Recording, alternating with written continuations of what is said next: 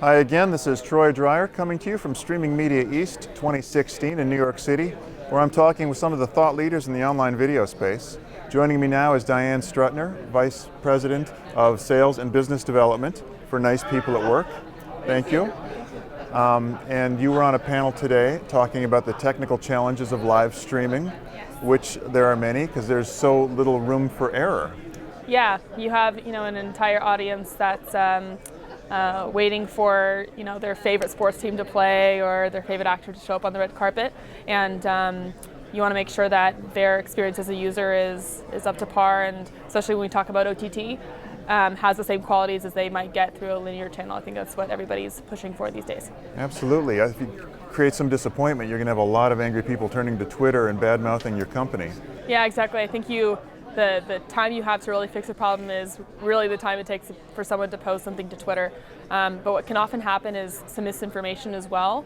If you get one or two individuals that are having a poor experience and they're going to social media outlets and talking about it, as a content distributor, you could get flustered and not realize that either that this is a very big problem, or it could just be a couple individuals that have a bad experience. Unless you have the data behind that to identify, is it a big problem, is it a small problem, is it segmented to specific devices or a specific delivery path, then you'll be able to take the corrective action to fix it in either case. So what can people do to prevent, minimize disturbances with their live video? So I think when it comes to live streaming, preparation is key. So making sure that you're capturing as much data as possible, that the data that you gather is actionable. So for example, if you see that buffer ratio is increasing, but there's not much you can just do with that number. If you can narrow it down to a specific device or a location or a combination of several different dimensions, that makes it a lot easier to take faster action and resolve the issue quicker. So I think preparing in advance to be able to capture the right data and having the tools to dive into that data are really important. And what can companies do when they're in that moment and they see metrics going in the red zone? What actions can they take?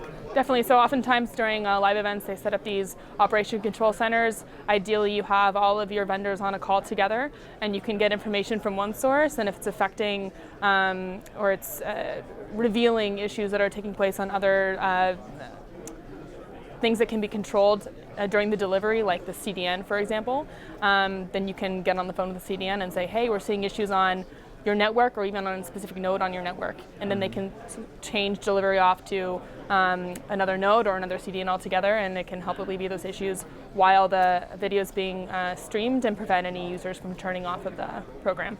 So it's the data, it's the people monitoring the data, and then being in communications with your CDN, your providers. CDN providers, it could be your authentication server. Oftentimes for live events, they see that some people are requesting to log into a system that causes failures. It could also be your ad server. So maybe there's a specific ad unit that's not working well, and you need to be able to pull that out quickly. You can get that information if you have the right tools in place in order to capture that and communicate it then to your other vendor partners.